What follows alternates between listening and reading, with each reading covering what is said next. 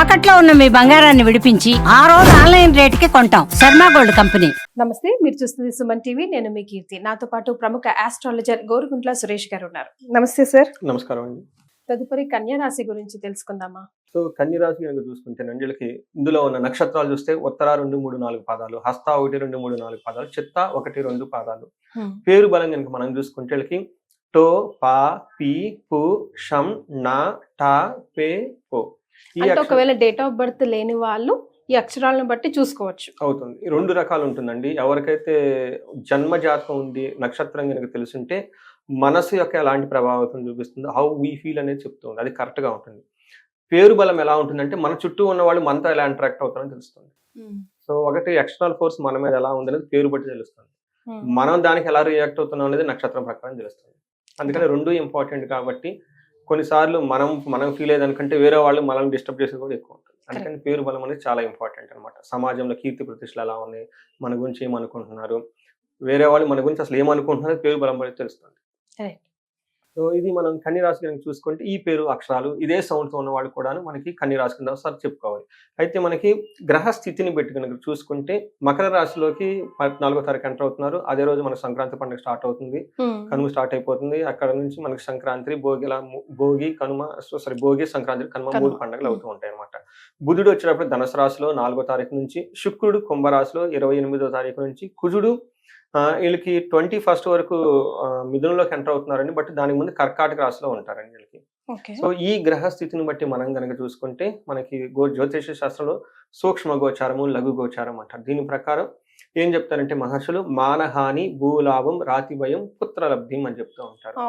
అంటే వీళ్ళకి సమాజంలో అగౌరవం జరిగే సంఘటనలు అయితే అవకాశం ఎక్కువగా ఉంటుంది. కానీ భూమికి సంబంధించి, ఇంటికి సంబంధించిన విషయాలు చాలా లాభం ఉంటుంది.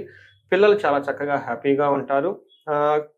శత్రువుల ద్వారా వాళ్ళు ఇబ్బంది పెట్టే అవకాశం ఎక్కువగా ఉంటుంది. నెక్స్ట్ 15 days మనోరుజం, భూలాభం, ధనప్రాప్త్యం, విపత్యం అని చెప్తారు. అంటే వీళ్ళకి ఏదో ఒక విషయంలో కొంచెం బాధపడే అవకాశం ఎక్కువగా ఉంటుంది.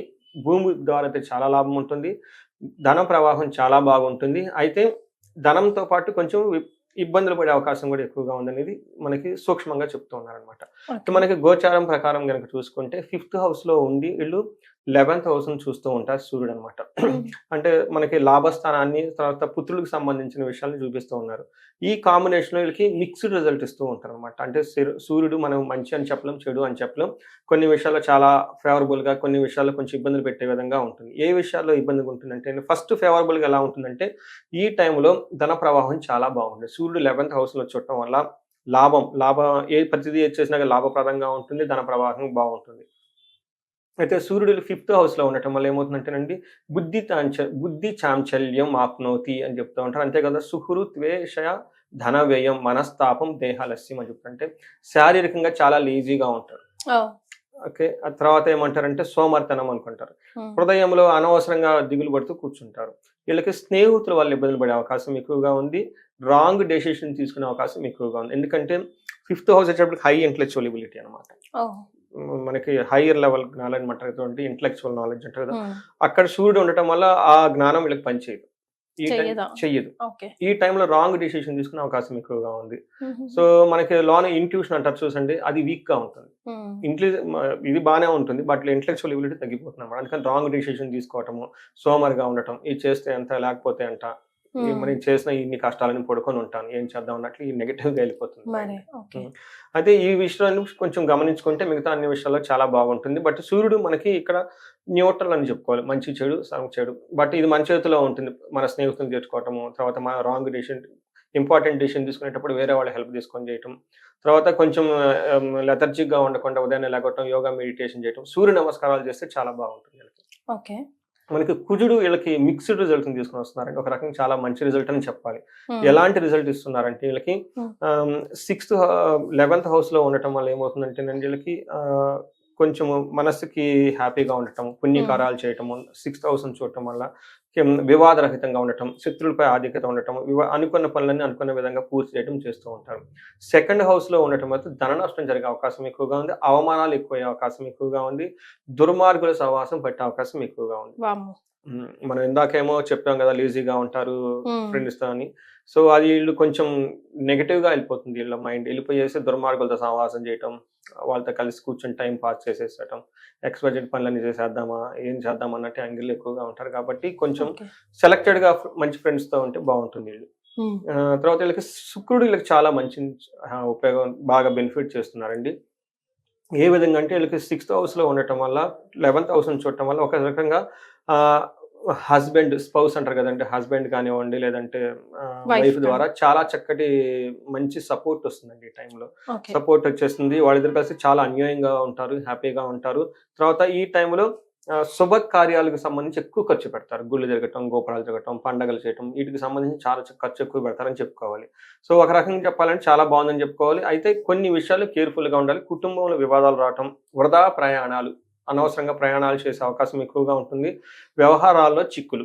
ఎందుకంటే వీళ్ళు ఇంటలెక్చువల్స్ సరిగ్గా పనిచేయదు, మనం ఇందాక చెప్పుకున్నాం కాబట్టి వీటన్నిటి కొంచెం గమనించుకొని ప్రొఫెషనల్ రిలేటెడ్ డీలింగ్స్ ఉన్నా, ఇంపార్టెంట్ పనులు ఏమైనా ఉన్నా గానీ వేరే వాళ్ళ చేత రివ్యూ చేపించుకొని వాళ్ళ ఒపీనియన్ తీసుకొని వెళ్తే చాలా బాగుంటుంది.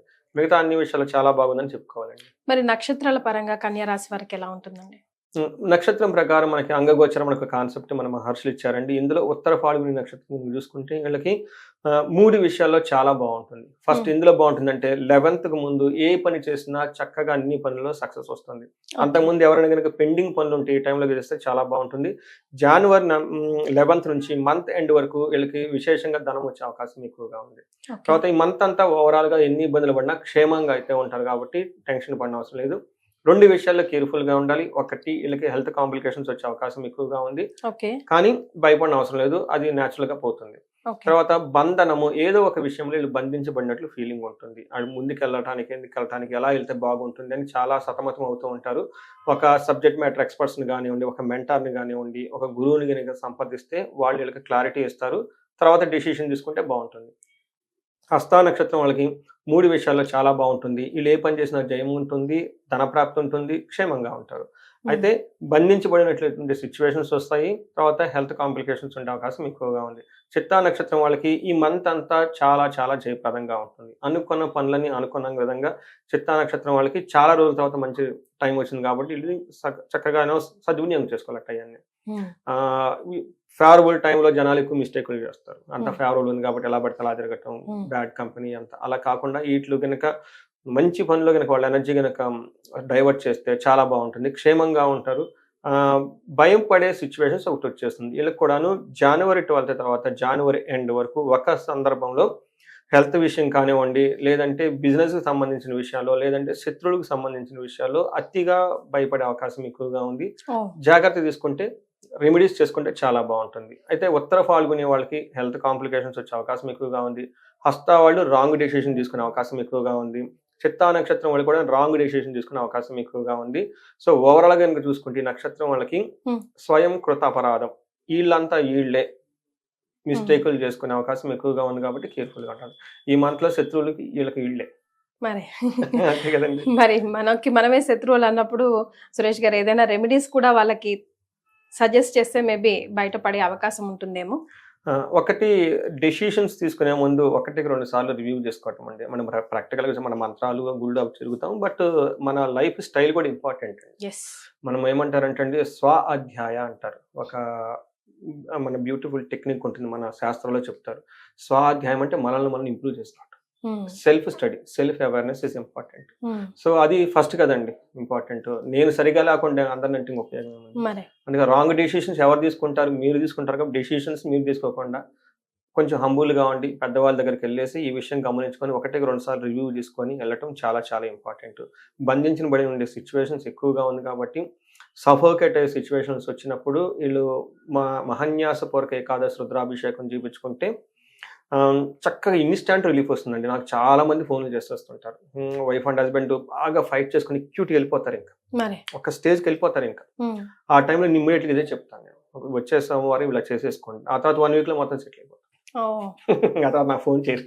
ఓహ్! వావ్! సూపర్. సో, ఇలా చాలా విషయాలండి. ఏదైనా గనక చాలా టఫ్ ఔట్ ఆఫ్ మనకి ఏమి చేసుకోలేము. ఇంకా మన చేతిలో ఏమీ లేదు ఇంకా అనుకున్నప్పుడు ఇది ఇన్‌స్టాంట్‌గా అండి. తర్వాత వచ్చే సోమవారం కానివ్వండి, తర్వాత వచ్చే అమావాస్య కానీ మనకి అమావాస్య రోజులు ఇంకా ఎక్కువ ఎనర్జీ ఎక్కువ ఉంటుందండి. లేదంటే మాస శివరాత్రి వస్తుంది. ఈ 3 రోజుల్లో గనక మహన్యాసపూర్వక గనక ఏకాదశి రుద్రాభిషేకం చేపించుకుంటే, ఈ పూజలో ఉన్న విశిష్టత ఏంటంటే రుద్రుడిని ఆవాహనం చేస్తారు వాళ్ళకి. ఆ రుద్ర ఆవాహనం చేసినప్పుడు వాళ్ళే రుద్రులు అయిపోతారు. వాళ్ళు రుద్రత్వం పొంది రుద్ర పూజ వాళ్ళే చేస్తారు. ఆ ఎక్స్పీరియన్స్ గనక వాళ్ళు అయ్యారనుకోండి అసలు చాలా బాగుంటుంది. అమేజింగ్ రిజల్ట్ ఉంటుంది. సో ఎలాగో అదృష్టవశాత్తు ఇలా ఉండబోతుందని ముందే తెలుసుకుంటున్నారు మీ ద్వారా, కాబట్టి అక్కడ కరెక్ట్ చేసుకుంటే సరిపోతుంది. ముఖ్యంగా వీళ్ళైతే వీళ్ళని వీళ్ళే కరెక్ట్ చేసుకోవాలి కన్యా రాశి వారు. చాలా సంతోషం అండి, ధన్యవాదాలు. సంతోషం అండి.